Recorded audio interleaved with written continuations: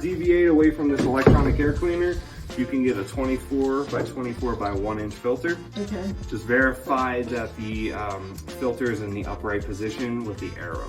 Yeah. So that's very important with filters. So to change your filter, you'll open the clip on the left and the right, pull the door down gently.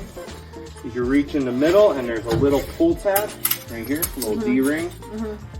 And then right now it is plugged in. You can see the red light bouncing off my finger. Yep. You would unplug this.